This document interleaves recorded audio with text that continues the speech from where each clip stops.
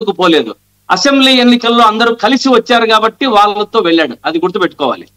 కానీ టీడీపీ వాళ్ళకి ఎప్పుడు కూడా ఇప్పుడు మాకు దాదాపు 40% ఓటు బ్యాంక్ ఉన్నది మాకు జనాదరణ.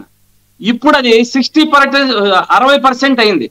వీళ్ళు చేసే కార్యక్రమాలకు కానీ, వీళ్ళు చెప్పినవి చేయలేకపోయినప్పటికి కానీ, వీరు సూపర్ 6 అమలు పరచలేనప్పుడు కానీ, మేము దాంట్లో ప్రజల్లోకి తీసుకువెళ్ళి మీ పక్షాన మేము నిలబడతామని చెప్పడం వల్ల కానీ, ఈ యొక్క కార్యక్రమం వల్ల మాకు దాదాపు 40% ఉన్న ఓటు బ్యాంకు 60% అయింది. మాకెందుకండి భయము? ఎవరు వెనకంబడి వస్తే తప్ప ముందుకు నడవలేని వాళ్లకు భయము. మేమెప్పుడు సింగల్. జగన్మోహన్ రెడ్డి గారు ఇది నేను చూడలేదు. ఇది నేను ఎక్కడ ఉన్నాయి రిపోర్ట్లు? 40-60 అన్నది సర్వే అన్న చేయించారా? అది జనాల్లో తెలుస్తుందండి, జనాల్లో తెలుస్తుంది. దాని సర్వే ఎందుకు? ఆ సర్వే ఇప్పుడు మనలో అలా కాదండి, మనలో మన మాట ఏమన్నా రిపోర్ట్స్ ఏమన్నా వచ్చినాయా, సర్వేలు జరిగినాయా? నేను నిజంగా ఫాలో అవ్వలేదు, అందుకని అడుగుతున్నాను. అంటే ఒకటి మా రిపోర్ట్ మాకు ఉంటుంది కదా, జనసేన పార్టీ రిపోర్ట్ జనసేనకు ఉంటుంది, టీడీపీ పార్టీ రిపోర్ట్ టీడీపీకి ఉంటుంది. మా యొక్క అంశాలను మేము జనాల్లో ఏం చేస్తున్నాము, మేము ప్రజల పక్షాన ఎలా నిలబడుతున్నాము, రైతుల పక్షాన ఎలా నిలబడుతున్నాము, విద్యార్థుల పక్షాన ఎలా నిలబడుతున్నాము, అన్ని వర్గాల పక్షాల ఎలా నిలబడుతున్నాము, చేనేతలకు ఎలా అండలు ఇస్తున్నాము అనే అంశాలకు ప్రభుత్వము చేసిన దాన్ని మేము మెడలు వంచి చేయించే దాంట్లో సఫలీకృతమవుతున్నాం, చేయిస్తాం. కోటి సంతకాల కాన్సెప్ట్ ఏంటి? ఏమండి కోటి సంతకాల కాన్సెప్ట్ ఏంటి? ఇప్పుడు కోటి సంతకాల సేకరణ అనేది, కోటి సంతకాలలో వీళ్ళు ఇప్పుడు మనకు నేను చెప్పుకుంటూ వచ్చా 2-3 అంశాలు. కోటి సంతకాల సేకరణలో వైసీపీ పార్టీ కార్యక్రమంలో ప్రజల నుండి విశేష స్పందన వస్తా ఉంది మాకు. అటు విద్యార్థినులైతేనేమి, విద్యార్థినీయులైతేనేమి, వారి తల్లిదండ్రులు అయితేనేమి, అన్ని వర్గాల ప్రజలైతేనేమి, ప్రతి ఒక్కరు కూడా ఈ ప్రైవేటీకరణకు వీరు ఏమైతే పీపీపీ విధానాల ద్వారా రాష్ట్రంలోని ఎస్సీలకు, ఎస్టీలకు, బీసీలకు అందరికీ కూడా అన్యాయం జరిగే పరిస్థితి ఉద్యోగాల్లో.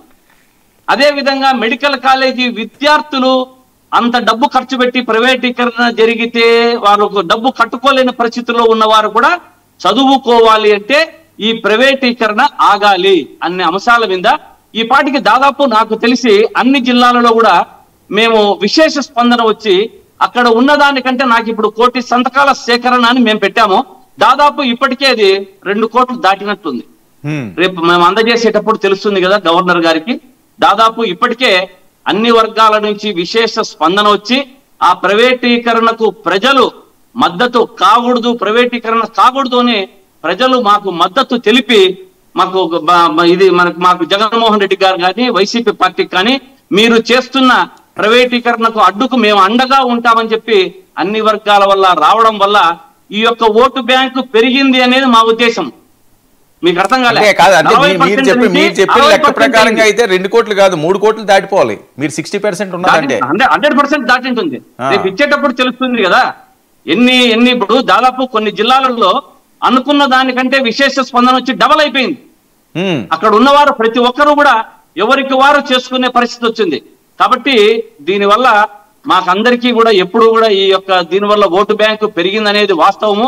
ఈ ఓటు బ్యాంకు ద్వారా మాకు ఈ లోకల్ బాడీ ఎలక్షన్స్ లో మేము ముందంజలో ఉంటాం, విజయ డంకా మోగిస్తాం.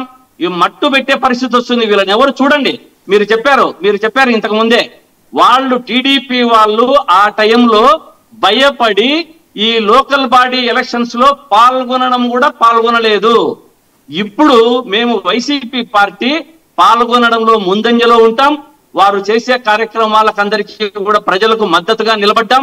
వీరు చెప్పలేనిది ఏమీ చేయలేకపోయారు కాబట్టి మాకు విశేష స్పందన వచ్చి ఈ లోకల్ బాడీ ఎలక్షన్స్ లో మేము అనుకున్న దానికంటే ఎక్కువగా ముందంజలో ఉండి అన్ని కూడా కైవసం చేసుకుంటామన్నది వాస్తవం. Right, okay. ఆనంద్ సాగర్ గారు,